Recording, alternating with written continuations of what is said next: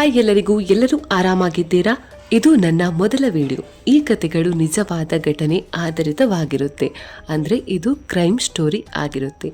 ಜನವರಿ 10, 2025ರಲ್ಲಿ ಕೇರಳದ ತಿರುವನಂತಪುರದಲ್ಲಿ ಸರಿಸುಮಾರು 10 ಗಂಟೆಯ ಹೊತ್ತಿಗೆ ಅಲ್ಲಿನ ನೆಯ್ಯತ್ತಿಕ್ಕರಿ ಎಂಬ ಪೊಲೀಸ್ ಸ್ಟೇಷನ್ಗೆ ಒಂದು ಮಿಸ್ಸಿಂಗ್ ಕೇಸ್ ಬರುತ್ತೆ. ಈ ಕೇಸ್ ಪ್ರಕಾರ 72 ವರ್ಷದ ಹಿರಿಯ ವ್ಯಕ್ತಿ ಕಾಣೆಯಾಗಿದ್ದಾರೆ ಎಂಬುದಾಗಿತ್ತು. ಈ ಮಿಸ್ಸಿಂಗ್ ಕೇಸ್ ಬಗ್ಗೆ ಪೊಲೀಸರಿಗೆ ಒಂದು ಕ್ಷಣ ಶಾಕ್ ಆಗಿ ಬಿಡುತ್ತೆ. ಯಾಕಂದ್ರೆ ಕಾಣೆಯಾದ ವ್ಯಕ್ತಿಯ ಮನೆಯವರ ಬದಲಾಗಿ ನೆರೆಹೊರೆಯವರು ಬಂದು ಕೇಸನ್ನ ನೀಡಿದ್ರು. ಪೊಲೀಸ್ ಕುಟುಂಬದವರ ಬಗ್ಗೆ ವಿಚಾರಿಸಿದಾಗ ನೆರೆಹೊರೆಯವರು ಹೇಳಿದ ಮಾತುಗಳನ್ನು ಕೇಳಿ ಪೊಲೀಸರು ಒಮ್ಮೆ ದಂಗಾಗಿ ಹೋಗುತ್ತಾರೆ. ಮನುಷ್ಯ ನೈಸರ್ಗಿಕವಾಗಿ ಇಲ್ಲದೆ ಆಘಾತದಿಂದ, ಅನಾರೋಗ್ಯದಿಂದ ಆತ್ಮಹತ್ಯೆ ಮಾಡಿ ಸಾಯಬಹುದು. ಆದರೆ ಒಬ್ಬ ವ್ಯಕ್ತಿ ಈ ರೀತಿಯೂ ಸಾಯಬಹುದೇ ಎಂಬ ಪ್ರಶ್ನೆ ಅಂದು ದೇಶಾದ್ಯಂತ ಪ್ರಶ್ನೆಗೆ ಒಳಪಡಿಸಿತ್ತು. ಹಾಗಾದ್ರೆ ಏನಿದು ಸುದ್ದಿ ತಿಳಿಯೋಣ. ಕಾಣೆಯಾದ ವ್ಯಕ್ತಿಯ ಹೆಸರೇ ಗೋಪನ್ ಸ್ವಾಮಿ. ಇವರ ನಿಜವಾದ ಹೆಸರು ಮನಿಯನ್. ಕಂಪ್ಲೇಂಟ್ ಕೊಟ್ಟ ಒಂದು ದಿನದ ಮುನ್ನ ಅಂದ್ರೆ ಜನವರಿ 9, 2025ರಲ್ಲಿ ಗೋಪನ್ ಸ್ವಾಮಿ ಮುಕ್ತಿ ಪಡೆದ್ರು ಅಂತ ಹೇಳಿ ಗೋಪನ್ ಸ್ವಾಮಿಯ ಮನೆಯ ಎದುರು ಹಾಗೂ ಗ್ರಾಮದ ಇನ್ನಿತರ ಪ್ರದೇಶದಲ್ಲಿ ಪೋಸ್ಟರ್ ಅನ್ನ ಅಂಟಿಸಲಾಗಿತ್ತು.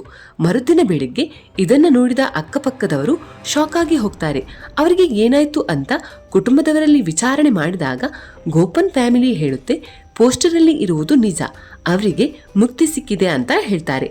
ಆದ್ರೆ ಅಕ್ಕಪಕ್ಕದವರು ಇದನ್ನ ನಂಬಲ್ಲ. ಈ ಕಾಲದಲ್ಲಿ ಯಾರು ಕೂಡ ಈ ತರ ಹೇಳಿದ್ರೆ ಯಾರು ಕೂಡ ನಂಬಲ್ಲ. ಸೊ ಇವರಿಗೆ ಇಲ್ಲಿ ಏನೋ ಒಂದು ತಪ್ಪು ನಡೆದಿದೆ ಅಂತ ಅನ್ಕೊಂಡು ನಾನು ಮೊದಲಿಗೆ ಹೇಳಿರುವ ಹಾಗೇನೆ ಇವರು ಜನವರಿ 10ರಂದು ಪೊಲೀಸ್ ಕಂಪ್ಲೇಂಟ್ ಅನ್ನ ಕೊಡ್ತಾರೆ. ಸೊ ಇಮಿಡಿಯೇಟ್ ಆಗಿ ಪೊಲೀಸರು ಆಕ್ಷನ್ ಅನ್ನ ತೆಗೆದುಕೊಳ್ತಾರೆ. ಗೋಪನ್ ಸ್ವಾಮಿ ಹೆಂಡತಿ ಮತ್ತು ಗೋಪನ್ ಸ್ವಾಮಿ ಇಬ್ಬರು ಮಕ್ಕಳಾದ ರಾಜಸೇನನ್ ಮತ್ತು ಸನಂದನ್ ಮತ್ತು ಸೊಸೆಯರನ್ನ ವಿಚಾರಣೆ ಮಾಡ್ತಾರೆ. ಹೀಗೆ ವಿಚಾರಣೆ ಮಾಡ್ತಾ ಇರುವಾಗ್ಲೂ ಈ ಕುಟುಂಬ ಅಕ್ಕಪಕ್ಕದವರಲ್ಲಿ ಹೇಳಿದ ವಿಷಯವನ್ನೇ ಪೊಲೀಸರಲ್ಲೂ ಕೂಡ ಹೇಳುತ್ತೆ. ಗೋಪನ್ ಸ್ವಾಮಿ ಮುಕ್ತಿ ಪಡೆದ್ರು ಅನ್ನುವುದನ್ನ ಕೇಳಿ ಪೊಲೀಸರು ಕೇಳ್ತಾರೆ, ಓಕೆ ಮುಕ್ತಿ ಪಡೆದ್ರು ಬಾಡಿ ಎಲ್ಲಿ ಅಂತ ಕೇಳ್ತಾರೆ.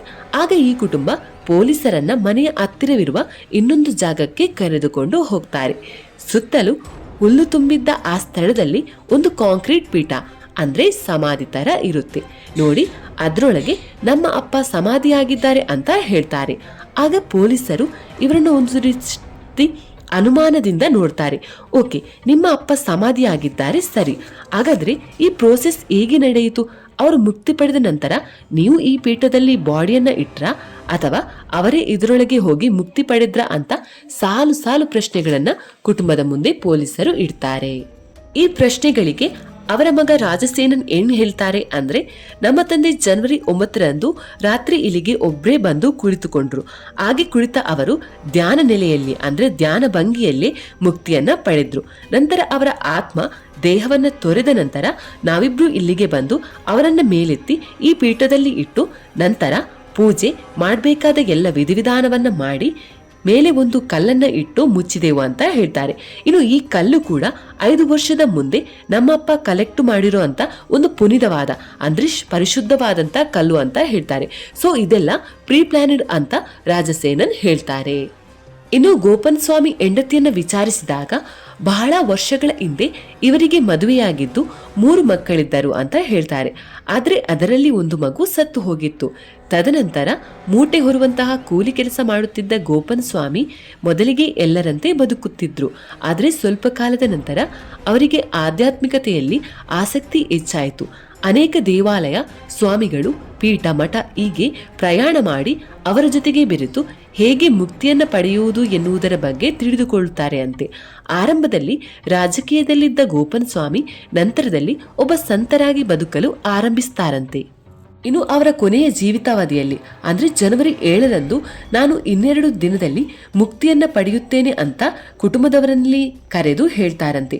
ಬಿಕಾಸ್ ಜನವರಿ 9ರಂದು ವೈಕುಂಠ ಏಕಾದಶಿ ಆರಂಭವಾಗುತ್ತೆ.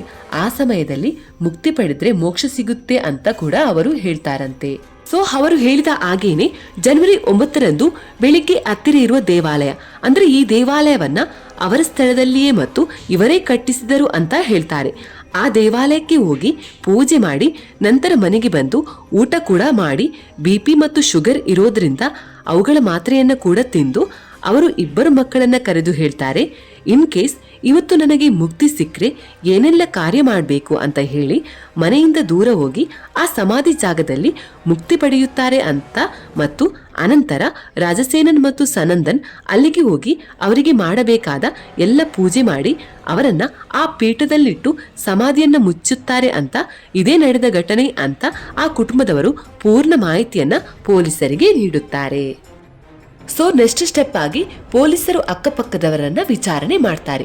ಆಗ ಒಬ್ರು ಹೇಳ್ತಾರೆ, ಗೋಪನ್ ಸ್ವಾಮಿಗೆ ಆರೋಗ್ಯವೇ ಸರಿ ಇರಲಿಲ್ಲ, ನಡೆಯೋಕೆ ಕೂಡ ಆಗ್ತಾ ಇರಲಿಲ್ಲ ಅಂತ ಹೇಳ್ತಾರೆ. ಇನ್ನು ಅವರು ಮನೆಯಲ್ಲೇ ಕೂಡ ಇದ್ರು ಅಂತ ಹೇಳ್ತಾರೆ. ಇನ್ನೊಬ್ಬ ವ್ಯಕ್ತಿ ಹೇಳ್ತಾರೆ, ಅವರಿಗೆ ಹುಷಾರಿರಲಿಲ್ಲ ಅಂತ ನಾನು ಮನೆಗೆ ಅವರನ್ನ ನೋಡೋಕೆ ಹೋಗಿದ್ದೆ, ಆಗ ಅವರಿಗೆ ಸರಿ ಕಣ್ಣೇ ಕಾಣಿಸ್ತಾ ಇರಲಿಲ್ಲ ಅಂತ ಹೇಳ್ತಾರೆ. ಈಗ ಪೊಲೀಸರಿಗೆ ಕುಟುಂಬದವರು ಹೇಳಿದ ಮಾಹಿತಿ ಮತ್ತು ನೆರೆಹೊರೆಯವರು ಹೇಳಿದ ಸಂಗತಿಗಳು ತದ್ವಿರುದ್ಧವಾದ ಸ್ಟೇಟ್ಮೆಂಟ್ ಆಗಿತ್ತು.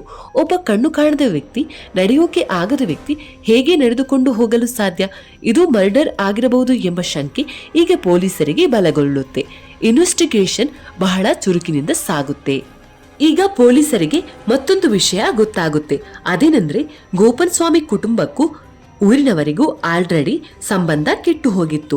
ಅದೇನು ಸಮಸ್ಯೆ ಅಂತ ಇನ್ವೆಸ್ಟಿಗೇಷನ್ ಮಾಡುವಾಗ ಗೋಪನ್ ಸ್ವಾಮಿ ದೇವಾಲಯ ಕಟ್ಟಿಸಿದ್ದರು. ಆ ದೇವಸ್ಥಾನದ ಕುಂಭಾಭಿಷೇಕ ಮಾಡೋಕೆ ಅಂತ ಊರಿನವರಿಂದ ಡೊನೇಷನ್ ಕೂಡ ತೆಗೆದುಕೊಂಡಿದ್ದರು. ಆದರೆ ಈ ಗೋಪನ್ ಸ್ವಾಮಿ ಹಣ ಪಡೆದ ನಂತರ ದೇವಸ್ಥಾನದ ಕುಂಭಾಭಿಷೇಕ ಮಾಡಿಲ್ಲ. ಇದಕ್ಕೆ ಊರಿನವರು ಗೋಪನ್ ಸ್ವಾಮಿಯಲ್ಲಿ ಹಣವನ್ನ ಏನು ಮಾಡಿದ್ದೀರಿ ಹಿಂತಿರುಗಿಸಿ ಅಂತ ಕೇಳಿಕೊಂಡು ತಕರಾರು ಮಾಡಿದ್ದರು. ಹೀಗೆ ಗೋಪನ್ ಸ್ವಾಮಿಗೂ ಊರಿನವರಿಗೂ ತಕರಾರುಗಳು ಆಗಿದ್ದವು ಅಂತ ಪೊಲೀಸರಿಗೆ ಗೊತ್ತಾಗುತ್ತೆ. ಪೊಲೀಸರು ಗೋಪನ್ ಫ್ಯಾಮಿಲಿ ಹತ್ರ, ನೀವು ಹೇಳುವುದು ಸರಿ, ನಿಮ್ಮಪ್ಪ ಮುಕ್ತಿ ಪಡೆದ್ರೂ ಸಮಾಧಿ ಆಗಿದ್ದಾರೆ, ಆದ್ರೆ ಅದಕ್ಕೆ ಪ್ರೂಫ್ ಇದೆಯಾ, ಎವಿಡೆನ್ಸ್ ಇದೆಯಾ, ಒಂದು ಫೋಟೋ ವಿಡಿಯೋ ಆದ್ರೂ ಇದೆಯಾ, ಅವರು ಸತ್ತರು ಅಂತ ಡಾಕ್ಟರ್ ಬಂದು ಕನ್ಫರ್ಮ್ ಆದ್ರೂ ಮಾಡಿದ್ದಾರಾ? ಈ ಯಾವುದೇ ಪ್ರಶ್ನೆಗಳಿಗೂ ಅವರಲ್ಲಿ ಸರಿಯಾದ ಉತ್ತರ ಇರಲಿಲ್ಲ. ಸರಿ, ಓಕೆ, ಅವರು ಮುಕ್ತಿ ಪಡೆದ್ರು ಅನ್ನೋದಕ್ಕೆ ಯಾರಾದ್ರೂ ನೋಡಿದ ಸಾಕ್ಷಿ ಇದೆಯಾ ಅಂತ ಕೇಳಿದಾಗಲೂ ಇಲ್ಲ, ನಾವು ಯಾರು ಅವರು ಮುಕ್ತಿ ಪಡೆಯುವುದನ್ನ ನೋಡಿಲ್ಲ, ಯಾಕಂದ್ರೆ ಮಕ್ಕಳಾದ ನಮಗೇನೆ ಅವರು ಮುಕ್ತಿ ಪಡೆಯುವುದನ್ನ ನೋಡೋ ಪರ್ಮಿಷನ್ ಇರಲಿಲ್ಲ ಅಂತ ಹೇಳ್ತಾರೆ. ಹೀಗೆ ಇವರ ಎಲ್ಲ ಉತ್ತರಗಳು ಒಂದು ರೀತಿಯ ಸಂಶಯವನ್ನ ಹುಟ್ಟು ಹಾಕುತ್ತಿದ್ದವು ಪೊಲೀಸರಿಗೆ ಗೋಪನ್ ಸ್ವಾಮಿ ಮಿಸ್ಸಿಂಗ್ ಕೇಸ್ ಸಾಲ್ವ್ ಆಗಬೇಕಾದ್ರೆ ಆ ಪೀಠದೊಳಗೆ ಗೋಪನ್ ಸ್ವಾಮಿ ಇದ್ದಾರಾ ಇಲ್ವಾ ಅಂತ ಗೊತ್ತಾಗಬೇಕು. ಹಾಗಾಗಿ ಪೊಲೀಸರು ಆ ಪೀಠವನ್ನ ತುಂಡು ಮಾಡೋಕೆ ನಿರ್ಧಾರವನ್ನ ಮಾಡ್ತಾರೆ. ಆಗ ಗೋಪನ್ ಫ್ಯಾಮಿಲಿ ಸಮಾಧಿ ಮುಂದೆ ಕುಳಿತು, ನೀವು ಇದನ್ನ ತುಂಡರಿಸುವುದು ಮಹಾಪಾಪದ ಕಾರ್ಯ, ಇದಕ್ಕೆ ನಿಮಗೆ ಪರ್ಮಿಷನ್ ಇದೆಯಾ ಅಂತ ಕೇಳಿ ಪ್ರೊಟೆಸ್ಟ್ ಅನ್ನ ಕೂಡ ಮಾಡ್ತಾರೆ. ಈಗ ಈ ಸುದ್ದಿ ಅಂದ್ರೆ ಈ ನ್ಯೂಸ್ ಎಲ್ಲೆಲ್ಲೂ ಕಾಡ್ಗಿಚ್ಚಿನಂತೆ ಹಬ್ಬುತ್ತೆ. ಕೇರಳದಾದ್ಯಂತ ಸೆನ್ಸೇಷನಲ್ ಸುದ್ದಿ ಆಗುತ್ತೆ. ತಕ್ಷಣ ಗೋಪನ್ ಸ್ವಾಮಿ ಫ್ಯಾಮಿಲಿ ಹೈಕೋರ್ಟ್ ಅಲ್ಲಿ ಪಿಟಿಷನ್ ಅನ್ನ ಅಂದ್ರೆ ಪೀಠವನ್ನ ಒಡೆಯದಂತೆ ಪಿಟಿಷನ್ ಅನ್ನ ಕೂಡ ಹಾಕ್ತಾರೆ.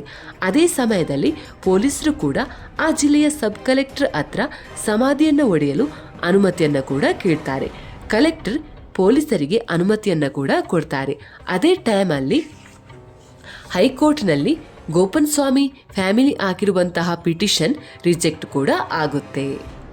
ಈ ಸುದ್ದಿ ಬಿಸಿ ಬಿಸಿ ಇರುವಾಗಲೇ ಅಂದ್ರೆ ಜನವರಿ 16ರಂದು ಪೊಲೀಸರು ಈ ಸಮಾಧಿಯನ್ನ ಒಡೆಯಲು ಮುಂದಾಗುತ್ತಾರೆ. ಆ ಟೈಮಲ್ಲಿ ಕೇರಳದಾದ್ಯಂತ ಜನರು ಈ ಸಮಾಧಿಯೊಳಗೆ ಏನಿದೆ ಅಂತ ನೋಡಲು ಕಾಡ್ಗಿಚ್ಚಿನಂತೆ ನೆರೆದಿದ್ದರು. ಇನ್ನು ಅದರೊಳಗೆ ಏನಿರಬಹುದು, ಹೇಗೆ ಅವರು ಮುಕ್ತಿಯನ್ನ ಪಡೆದಿರಬಹುದು, ಏನಾಗಿರ್ಬೋದು ಎನ್ನುವ ಸಾಲು ಸಾಲು ಪ್ರಶ್ನೆಗಳು ಜನರನ್ನ ಅಲ್ಲಿಗೆ ಆಕರ್ಷಿಸಿದ್ದವು ಅಂತ ಹೇಳಿದ್ರೂ ಕೂಡ ತಪ್ಪಾಗಲಾರದು. ಇನ್ನು ಸಮಾಧಿಯನ್ನ ಒಡೆಯುತ್ತಿದ್ದಂತೆ ಪೊಲೀಸರಿಗೂ ಜನರಿಗೂ ದೊಡ್ಡ ಶಾಕೇ ಕಾದಿತ್ತು. ಯಾಕಂದ್ರೆ ಆ ಫ್ಯಾಮಿಲಿ ಮೆಂಬರ್ಸ್ ಹೇಳಿದ ಹಾಗೇನೆ ಅಲ್ಲಿ ಗೋಪನ್ ಸ್ವಾಮಿ ದೇಹ ಧ್ಯಾನ ಭಂಗಿಯಲ್ಲಿತ್ತು. ದೇಹ ಪೂರ್ತಿ ಕಾವಿ ಬಟ್ಟೆ ಸುತ್ತಿ ಎದೆ ಎತ್ತರಕ್ಕೆ ಹೂವು, ಕರ್ಪೂರ, ಹೀಗೆ ಪೂಜೆ ಎಲ್ಲಾ ಸಾಮಗ್ರಿಗಳು ಇದ್ದವು. ಈಗ ಪೊಲೀಸರಿಗೂ ಜನರಿಗೂ ಗೋಪನ್ ದೇಹ ಒಳಗೆ ಇದೆ ಎಂದು ತಿಳಿದರೂ ಮರಣ ಹೇಗೆ ಸಂಭವಿಸಿತು ಎಂಬುದು ಪ್ರಶ್ನೆಯಾಗಿಯೇ ಉಳಿದಿತ್ತು. ಕೊಲೆ ಮಾಡಿ ಫ್ಯಾಮಿಲಿ ಹೀಗೆ ಸೆಟ್ ಮಾಡಿರಬಹುದಾ ಎಂಬ ಪ್ರಶ್ನೆ, ಫ್ಯಾಮಿಲಿ ಡ್ರಾಮಾ ಮಾಡುತ್ತಿರಬಹುದಾ ಎನ್ನುವ ಸಂಶಯ. ಸೊ ಆ ದೇಹವನ್ನ ಹೊರತೆಗೆದು ಅಟಾಪ್ಸಿ ಮಾಡೋಕೆ ಕಳುಹಿಸುತ್ತಾರೆ. ಈಗಲೂ ಫ್ಯಾಮಿಲಿಯವರು ಕೇಳಿಕೊಳ್ತಾರೆ, ಹಾಗೆಲ್ಲ ಮಾಡಬೇಡಿ, ಇದು ಮಹಾಪಾಪದ ಕಾರ್ಯ, ಈಗಲಾದರೂ ಅವರ ದೇಹವನ್ನ ಬಿಟ್ಟು ಬಿಡಿ ಅಂತ ಕೇಳ್ಕೊಳ್ತಾರೆ. ಆದರೆ ನೋ ಯೂಸ್. ಮುಕ್ತಿ ಪಡೆದವರನ್ನು ಆಟೋಪ್ಸಿ ಎಂಬ ಹೆಸರಲ್ಲಿ ತುಂಡು ತುಂಡಾಗಿ ಕತ್ತರಿಸಲಾಯಿತು. ಆಟೋಪ್ಸಿ ಮಾಡಿಯೂ ಆಯಿತು, ರಿಪೋರ್ಟ್ ಬಂದು ಕೂಡ ಆಯಿತು. ಈ ರಿಪೋರ್ಟ್ ನೋಡಿ ಪೊಲೀಸರಿಗೆ ಮತ್ತೊಂದು ಶಾಕ್ ಕಾದಿತ್ತು. ಯಾಕಂದ್ರೆ ದೇಹ ಗುರುತು ಪತ್ತೆಯಾಗದಂತೆ ಡಿಕಂಪೋಸ್ ಆಗಿದೆ. ಜೊತೆಗೆ ಅವರಿಗೆ ಶುಗರ್ ಅಂಡ್ ಹಾರ್ಟ್ ಅಲ್ಲಿ 2 ಬ್ಲಾಕೇಜಸ್ ಇತ್ತು ಮತ್ತು ಕಾಲಲ್ಲಿ ಫ್ರಾಕ್ಚರ್ ಕೂಡ ಇತ್ತು. ಆದ್ರೆ ಇದೆಲ್ಲ ಅವರಿಗೆ ಮೊದಲೇ ಇದ್ದ ಕಾಯಿಲೆಗಳು. ಯಾರೂ ಕೂಡ ಅವರನ್ನ ಬಡಿದು ಗಾಯವನ್ನ ಮಾಡಿಲ್ಲ. ಜೊತೆಗೆ ಯಾವುದೇ ರೀತಿಯ ಡಿಫೆನ್ಸಿವ್ ವೂಂಡ್ಸ್ ಇಲ್ಲ ಮತ್ತು ಯಾವುದೇ ರೀತಿಯ ಪಾಯ್ಸನ್ ತೆಗೆದುಕೊಂಡಿಲ್ಲ ಎಂದು ರಿಪೋರ್ಟ್ ಅಲ್ಲಿ ಗೊತ್ತಾಗುತ್ತೆ. ಎಲ್ಲಾ ಡೀಟೇಲ್ಸ್ ಸಿಕ್ಕ ನಂತರ ಇದು ಒಂದು ಕೊಲೆ ಅಲ್ಲ ಎಂದು ಪೊಲೀಸರು ನಿರ್ಧಾರಕ್ಕೆ ಬರುತ್ತಾರೆ.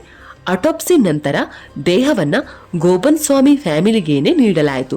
ಗೋಬನ್ ಸ್ವಾಮಿ ಫ್ಯಾಮಿಲಿ ಆ ದೇಹವನ್ನ ಅವರು ಕಟ್ಟಿಸಿದ, ಅಂದರೆ ಗೋಬನ್ ಸ್ವಾಮಿ ಕಟ್ಟಿಸಿದ ದೇವಾಲಯದ ಪಕ್ಕದಲ್ಲಿ ಉಳಲಾಯಿತು ಮತ್ತು ವಿಧಿವಿಧಾನವನ್ನ ಪುನಃ ಮಾಡಲಾಯಿತು. ಆದರೆ ಇಂದಿಗೂ ಕೂಡ ಈ ರೀತಿಯ ಘಟನೆಗಳು ನಡೆಯುತ್ತೆ ಅಂದರೆ ನಾವು ನಂಬಲೇಬೇಕು. ಒಬ್ಬ ವ್ಯಕ್ತಿಯು ತನ್ನಿಚ್ಛೆಯಂತೆ ಮುಕ್ತಿಯನ್ನು ಪಡೆಯಲು ಹೇಗೆ ಸಾಧ್ಯ ಎಂಬುದು ನಮಗೆ ಪ್ರಶ್ನೆಯಾಗಿಯೇ ಉಳಿಯುತ್ತೆ. ನೀವು ಈ ವಿಷಯದ ಬಗ್ಗೆ ಏನು ಹೇಳ್ತೀರಾ ಅನ್ನೋದನ್ನು ಕಮೆಂಟಲ್ಲಿ ತಿಳಿಸಿ ಮತ್ತು ಇಂತಹ ಕಥೆಗಳಿಗಾಗಿ ಚಾನಲನ್ನು ಸಬ್ಸ್ಕ್ರೈಬ್ ಮಾಡಿ. ವಿಡಿಯೋ ನೋಡಿದ ಎಲ್ಲರಿಗೂ ಧನ್ಯವಾದಗಳು.